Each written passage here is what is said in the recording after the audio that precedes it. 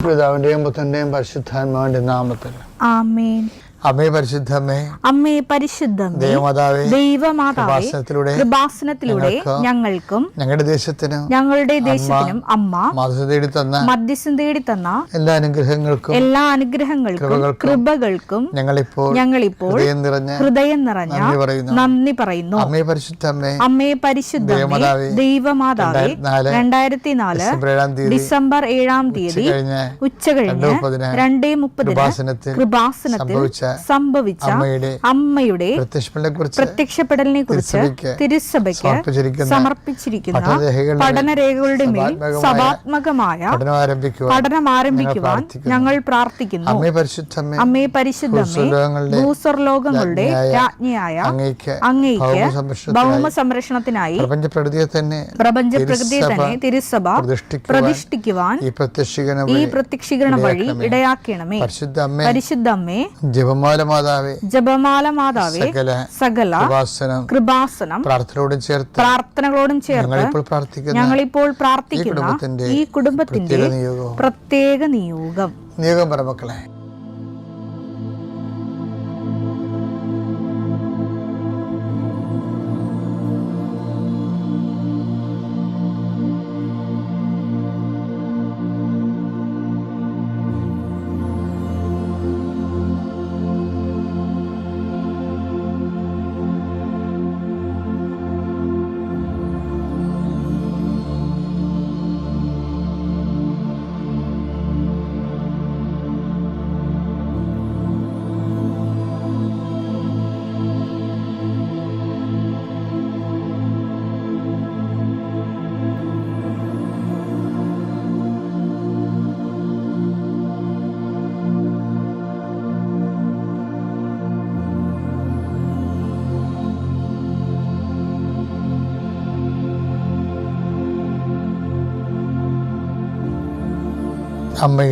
അമ്മയുടെ പ്രത്യക്ഷീകരണത്തിന്റെ ഈ അനുഗ്രഹവേളയിൽ ഞങ്ങൾക്ക് സാധിച്ചു തരുവാൻ കനിയണമേ. വിശ്വാസ പ്രമാണം. സർവശക്തനായ പിതാവും ആകാശത്തിന്റെയും ഭൂമിയുടെയും സൃഷ്ടാവുമായ ദൈവത്തിൽ ഞാൻ വിശ്വസിക്കുന്നു. അവിടുത്തെ ഏകപുത്രനും ഞങ്ങളുടെ കർത്താവുമായ ഈശോമിശിഹായിലും ഞാൻ വിശ്വസിക്കുന്നു.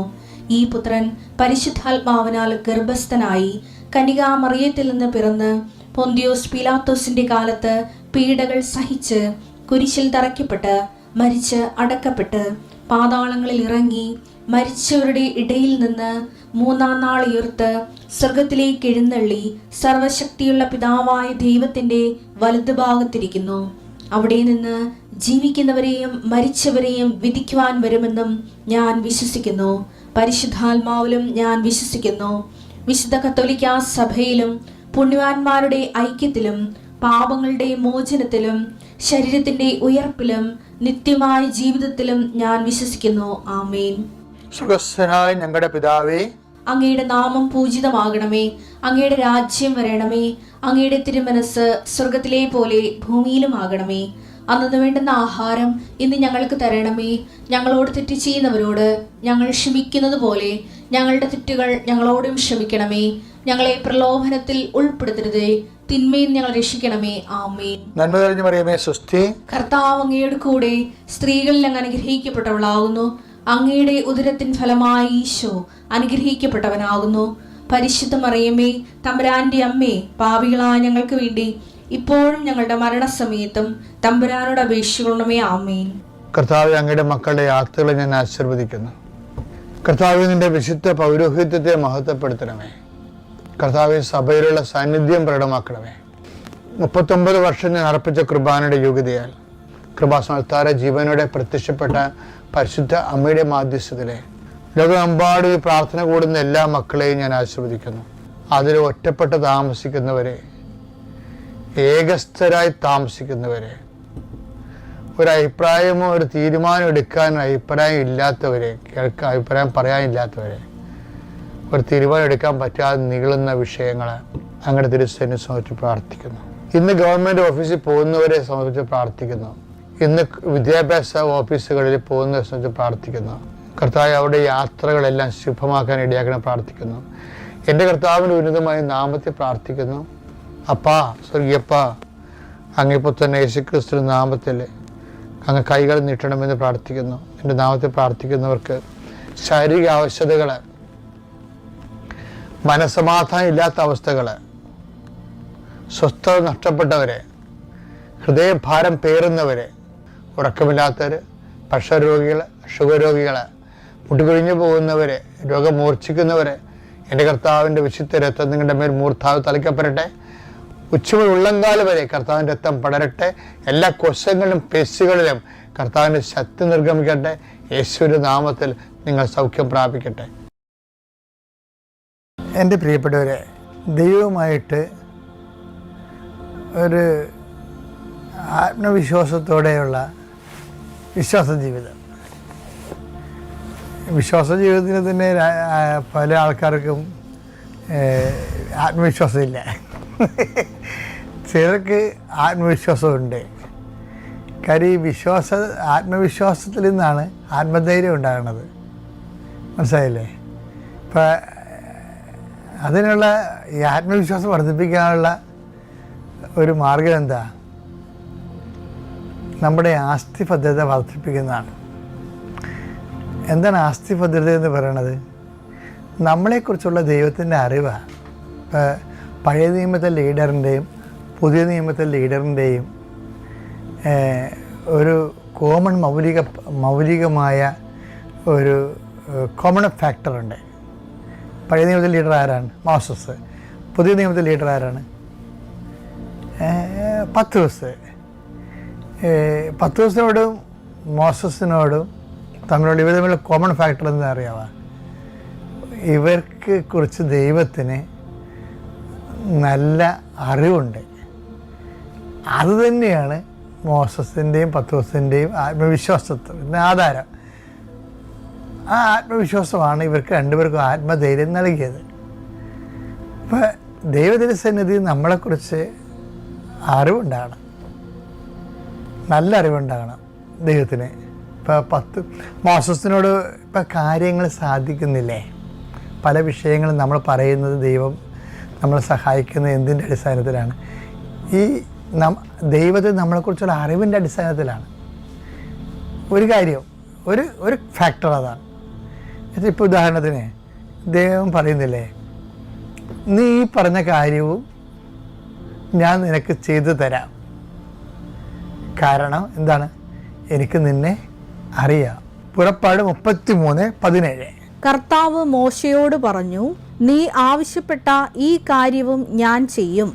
കർത്താവ് മോശയോട് പറഞ്ഞു, നീ ആവശ്യപ്പെട്ട ഈ കാര്യവും. പല കാര്യങ്ങൾ ആവശ്യപ്പെട്ടിട്ടുണ്ട്. ഇപ്പം എക്സസൈസ് കാര്യത്തിൻ്റെ അധിക കാര്യമായി ഇപ്പം. അപ്പം ഈ അധിക കാര്യമാണെങ്കിൽ പോലും ഞാൻ നിനക്ക് ചെയ്തു തരാം. കാരണം എന്താണ്? എന്തെന്നാൽ നീ എൻ്റെ പ്രീതി നേടിയിരിക്കുന്നു. നിന്നെ എനിക്ക് നന്നായി അറിയാം.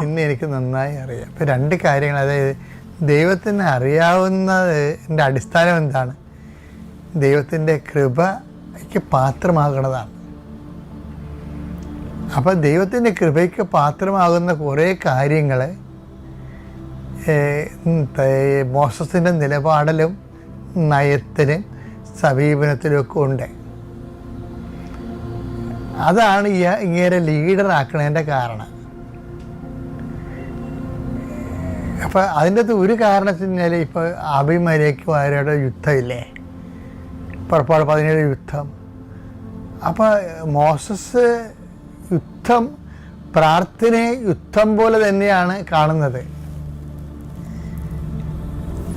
ജോഷുവനെ യുദ്ധം ചെയ്യാൻ വിടുന്ന പോലെ തന്നെയാണ് മോസസ് പ്രാർത്ഥനയെ കാണുന്നത്. താഴ്വാരങ്ങളിൽ ജോഷുവ യുദ്ധം ചെയ്യുമ്പോൾ മലമുകളിൽ മോസസ് യുദ്ധം ചെയ്യും. എന്താണ്? കൈ ഉയർത്തിപ്പിടിച്ച് നിന്നാണ്ട് യുദ്ധം ചെയ്യും. പ്രാർത്ഥനാ ജീവിതത്തിന് ഒത്തിരി പ്രാധാന്യം കൊടുത്ത ഒരാളാണ് മോസസ്. പക്ഷേ അത് എൻ്റെ കാരണം വെച്ച് കഴിഞ്ഞാൽ not by merit but by grace. അതുകൊണ്ട് മോസസ് പറയുന്നുണ്ട് പുറപ്പാട് 14:14 കർത്താവ് നിങ്ങൾക്ക് വേണ്ടി യുദ്ധം ചെയ്യും, നിങ്ങൾ മൗനമായിരുന്നാൽ മതി. പുറപ്പാട് 17:11 മോശ കരങ്ങളുയർത്തിപ്പിടിച്ചിരുന്നപ്പോഴെല്ലാം അപ്പൊ യുദ്ധം ചെയ്യണത് യുദ്ധമാണത്. എന്താണ്? മോസസ് യുദ്ധം ചെയ്തപ്പോഴെല്ലാം, പ്രാർത്ഥിച്ചപ്പോഴെല്ലാം എന്നുള്ള രീതിയിലാണ് പറയണത്. മോസസ് കരങ്ങൾ ഉയർത്തിപ്പിടിച്ചപ്പോഴെല്ലാം ഇസ്രായേൽ വിജയിച്ചുകൊണ്ടിരുന്നു. കരങ്ങൾ താഴ്ത്തിയപ്പോൾ അമലേക്യർക്കായിരുന്നു വിജയം. ഇത് ജോഷുവായും ഇത് അംഗീകരിക്കുന്നുണ്ട്.